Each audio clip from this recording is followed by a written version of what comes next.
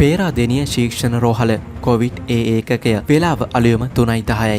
වාට්ටු බාර විශේෂඥ වෛද්‍යවරයා ආරච්චෝ කොවිඩ් හා හෙද නිලධාරියන් පැය 6ක් අකණ්ඩව එක් රෝගීමවක් වෙනුවෙන් වෙහෙස වී ඇගේ තත්ත්වය යහපත් මට්ටමකට පැමිණෙන අයුරු නිරීක්ෂණය කරමින් සිටී. සියල්ල ආරම්භුනේ රාත්‍රී 9ට පමණි. ඔක්සිජන් ප්‍රමාණය බලා සිටියේදී අඩුවන බව තුටුවහම දිගු දවසක අවසානයේ කමින් සිටි පත්පතද පසකලා ආර්.එච්.ඕ කොවිඩ් හා ඒඩ්ස් සමගම වාට්ටුව බාර විශේෂඥ වෛද්‍යතුමා PPE ඇඳුම් අන්දලාගෙන කොවිඩ් වාට්ටුව තුළට ඇතුළු වුණා. කොවිඩ් පෙනිමෝනියා තත්ත්වය නිසා CPAP මැෂින් එකකට සවිකර සිටි ඒ මවගේ ශරීරයේ ඔක්සිජන් ප්‍රමාණය වැඩි කිරීමට ගැළපෙන පරිදි මාස්ක් මාරු කරමින් ඖෂධ ලබා දෙමින් පැය 6ක් පමණ වෙහෙස වී එදින රාත්‍රී ඇයව යම් මට්ටමකට සුව කර ගැනීමට හැකි විය. ඒ කොවිඩ් පොසිටිව් මව වාට්ටුවට පැමිණ තිබුණේ ඒ වන විටත් කොවිඩ් රෝගය වැළඳී අසාධ්‍ය තත්ත්වයේ සිටි තම පුතු රැක බලා ගැනීමටයි. පුතුගේ ජීවිතය බේරා ගැනීමට හැකි වුවද ඒ වෙනුවෙන් කැප වුණු ඒ අහිංසක මව ඉන් දින දෙකකට පසු සියලු වෑයම් නිරාර්ථ කරමින් කොවිඩ් රෝගය නිසා ජීවිතයෙන්ම සමුගත්තාය. පසුගිය මාස කිහිපය තුළ ආර්.එච්.ඕ කොවිඩ් සගයන්ට සෑම රාත්‍රියක්ම ඇතම් විට 3-4 වතාවක් අසාධ්‍ය රෝගීන් බැලීම සඳහා PPE ඇඳ වාට්ටුව තුළට යාමට සිදුවිය. වෛද්‍යවරුන් හිඟවීම නිසා දිනපතා එකම කණ්ඩායමක් උදෑසන සිට රාත්‍රිය දක්වා කොවිඩ් රෝගීන් වෙනුවෙන් වෙහෙස වේ. වාට්ටුව පිරී ඇත්තේ කොවිඩ් රෝගය උග්‍ර වී ශ්වසන ආධාරක ලෙස විවිධ උපකරණ සවිකරන ලද අසාධ්‍ය රෝගීන් පිරිසකගෙනි. එක දිගට විවේකයකින් තොරව ක්‍රියා කරන CPAP මැෂින්ස් 9ක් හා හයි ෆ්ලෝ මැෂින්ස් 6කට අමතරව විවිධ මාස්ක් ආධාරයෙන් ඔක්සිජන් ලබා දෙන රෝගීන්ගේ එකතුවකි. රෝගීන් නරක අතට හැරෙන්නේ ඇස්පනා පිටයි. ඔවුන්ගේ ඔක්සිජන් අවශ්‍යතාවය පලා සිටින විටත් ඉහළයයි.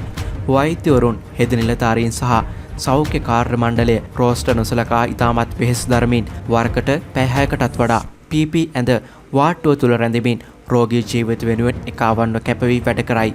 ඒ අතර ඔක්සිජන් ලබා දෙන උපකරණයේ සෙටින්ස් උපරිමයට වැඩි කර දැන් කොහොමද කියා අසන විට දැන් හොඳයි කියා මාක්ස් එක යටින් අපහසුවෙන් සිනාසීමට වෙරදරන පියකි.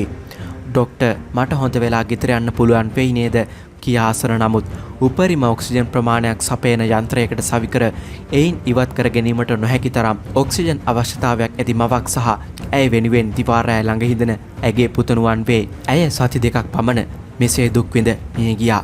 ඩොක්ටර් යන්න එපා මන් ළඟ ඉන්න මට බයයි කියා අත නොහැර අපහසුවෙන් හුස්ම ගැනීමට වෙරදරන තවත් මවකි. ඩොක්ටර් මට බඩගිනි මට කන්න විදියක් හදලා දෙන්න කියා ඉල්ලන නමුත් CPAP මාස්ක් එකෙන් ලැබෙන ඔක්සිජන් නොමැතිව ශරීරයේ ඔක්සිජන් ප්‍රමාණය ඉතාමත් අඩු අගයකට බසින මගේම සහෝදරයෙකි. තමාගේ ආදරණීය ස්වාමියා රැකබලා ගැනීමට දරුවන් ගෙදර දමා වාට්ටුවට පැමිණි ආදරණීය බිරිඳක් දින ගණනක් තරුණ සැමියා වෙනුවෙන් කැපවී අවසානයේ කොවිඩ් රෝගය නිසා තමා ඉදිරියේම සැමියා මිය යාම නිසා පියා නොමැතිව දරුවන් වෙත යන මවකි. තත්ත්වයේ නරක අතට හැරෙන බව දැනත් වෛද්‍යවරුන් හා කාර්ය මණ්ඩලය අපි වෙනුවෙන්නේ මහන්සි වෙන්නේ කියා පින් දෙන අහිංසක සීයා කෙනෙකි. ඩොක්ටර් මට මගේ අම්මා විතරයි ඉන්නේ කොහොම හරි අම්මව බේරලා දෙන්නයි ඉල්ලමින් තාම මවට උපස්ථාන කරන තවත් පුතෙකි. කොවිඩ් රෝගයේ වැළඳුන මව හා සහෝදරිය රැක බලා ගන්නට පැමිණි කොවිඩ් නෙගටිව් සහෝදරයෙක්. මට මෙහෙම වුණා නම් අම්මා මන් ළඟ ඉන්නවනේ ඒ නිසා අම්මා ළඟ නවතින්න මන් ආවේ කියා බොහෝ දුර බැහැර සිට තම සැමියා හා දරුවන් නිවසේ දමා වාට්ටුව වෙත පැමිණි දීනියකි. මාව බලාගන්න ඉන්න කාත් කවුරුත් නැහැ කියූ රෝගීන්ට අප උපස්ථාන කරන අසල්වැසියෙකි. ඩොක්ටර් මගේ අම්මව හොඳින් බලාගන්න කියා කඳුළු පිරිදෙනතින් පිටව යන පියා වෙනත් රෝහලකදී කොවිඩ් රෝගයෙන් මියගිය පුතකි. මේ සියලු දෙනා වෙනුවෙන් සෞඛ්‍ය සේවකයන් ගන්නා වෙහෙස කොපමණදැයි කිසිවෙක් හට අනුමාන කළ නොහැකි තරම්ය. කොවිඩ් රෝගයට වයස් භේදයක් නැත. තම ආදරණීයන් රෝහල්ගත වී දුක් විඳින අන්දම දැක ගැනීමට වඩා අද දින ප්‍රවේශම් වීම නුවණට හුරුයි. මා දයාබර සියලුම ආර්.එච්.ඕ කොවිඩ් සගයන් වෙනුවෙනි.